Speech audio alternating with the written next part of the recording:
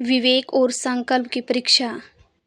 एक बार की बात है, राजा विक्रमादित्य एक बार फिर शमशान की ओर जा रहे थे। उनके कंधे पर लटका हुआ था कुख्यात बेताल। हर रात की तरह बेताल एक कहानी सुनाता और फिर एक पेचीदा सवाल पूछता।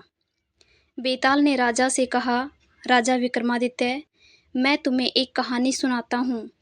अगर तुमने सही उत्तर दिया तो मैं वापस अपने स्थान पर चला जाऊंगा। राजा विक्रमादित्य ने बेताल की बात सुनी और चुपचाप उसकी कहानी सुनने लगे। बेताल ने कहानी शुरू की। एक समय की बात है, एक नगर में राजा वीरसेन का शासन था। उस नगर में एक सुंदर और बुद्धिमान राजकुमारी रहती थी, जिसका नाम मधुमालती था। राजकुमारी की बुद्धिमत्ता की चर्चा दूर दूर तक फैली हुई थी। एक दिन राजकुमारी ने अपने पिता से कहा, पिताजी, मैं उस व्यक्ति से विवाह करूंगी जो 3 कठिन प्रश्नों का सही उत्तर देगा। राजा वीरसेन ने इस शर्त को नगर में घोषणा करवा दी। बहुत से राजा और राजकुमार राजकुमारी के प्रश्नों का उत्तर देने आए, लेकिन कोई भी सफल नहीं हो सका। एक दिन एक साधारण युवक जिसका नाम आर्यमन था, वह राजकुमारी के प्रश्नों का उत्तर देने के लिए आया। राजकुमारी ने पहला प्रश्न पूछा, सच्चा प्रेम क्या है?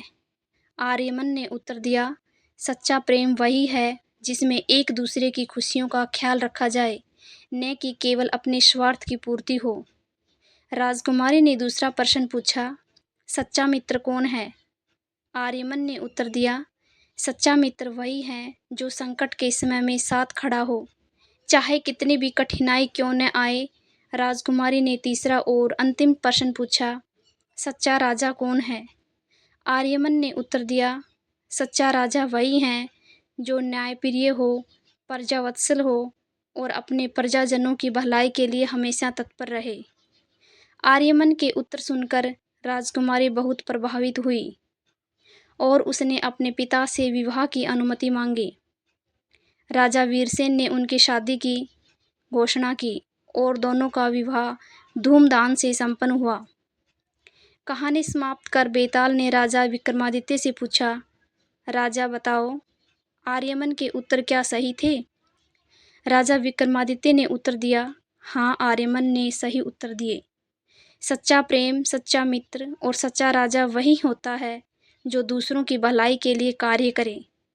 राजा विक्रमादित्य ने कहा कि सच्चा प्रेम वही है जिसमें एक दूसरे की खुशियों का ख्याल रखा जाए, न कि केवल अपने स्वार्थ की पूर्ति हो। इसका मतलब है कि सच्चे प्रेम में निस्वार्थ भाव होना चाहिए। एक दूसरे की भावनाओं, इच्छाओं और ज़रूरतों का सम्मान करना सच्चे प्रेम का मूल तत्व है। सच्चा प्रेम न केवल भौतिक सुख सुविधाओं तक सीमित होता है, बल्कि इसमें भावनात्मक और मानसिक समर्थन भी शामिल होता है। राजा विक्रमादित्य ने उत्तर दिया कि सच्चा मित्र वही है जो संकट के समय में साथ खड़ा हो, चाहे कितनी भी कठिनाई क्यों न आए। सच्ची मित्रता वही होती है जो कठिन समय में अपनी वास्तविक पहचान दिखाती है।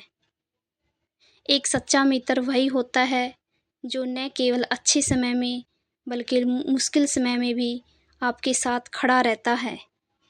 वह आपके दुख सुख का साथी होता है और आपकी भलाई के लिए हमेशा तत्पर रहता है। राजा विक्रमादित्य ने कहा कि सच्चा राजा वही है जो न्यायप्रिय हो, प्रजावत्सल हो और अपने प्रजाजनों की भलाई के लिए हमेशा तत्पर रहे। सच्चे राजा का मुख्य उद्देश्य अपने प्रजा के हितों की रक्षा करना और उन्हें न्याय प्रदान करना होता है। एक अच्छा शासक वही होता है जो अपने लोगों के सुख दुख का ख्याल रखता है, उनके अधिकारों की रक्षा करता है और समाज में समानता और न्याय की स्थापना करता है। सच्चा प्रेम वही है जिसमें एक दूसरे की खुशियों का ख्याल रखा जाए, न कि केवल अपने स्वार्थ की पूर्ति हो। प्रेम में निस्वार्थ भाव होना चाहिए। सच्चा मित्र वही है जो संकट के समय में साथ खड़ा हो, चाहे कितनी भी कठिनाई क्यों न आए। सच्ची मित्रता हमेशा विपरीत परिस्थितियों में परखी जाती है।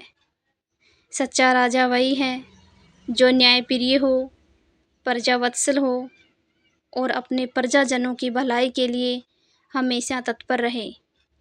एक अच्छा शासक वही है जो अपने लोगों के हित को प्राथमिकता दे। राजा विक्रमादित्य ने अपनी बुद्धिमानी और धैर्य से बेताल की कठिन परीक्षाओं का सामना किया। इससे हमें यह सीख मिलती है कि कठिन परिस्थितियों में हमें अपने धैर्य और बुद्धिमानी से काम लेना चाहिए। कुल मिलाकर यह कहानी हमें न केवल नैतिकता और आदर्शों की सीख देती है, बल्कि जीवन में सही मूल्यों का पालन करने की प्रेरणा भी देती है। कहानी को अंत तक सुनने के लिए आप सभी का बहुत बहुत धन्यवाद। अगर मेरी ये कहानी आप लोगों को पसंद आई है तो वीडियो को लाइक करना, चैनल को सब्सक्राइब करना और वीडियो को शेयर करना ना भूलें। धन्यवाद दोस्तों।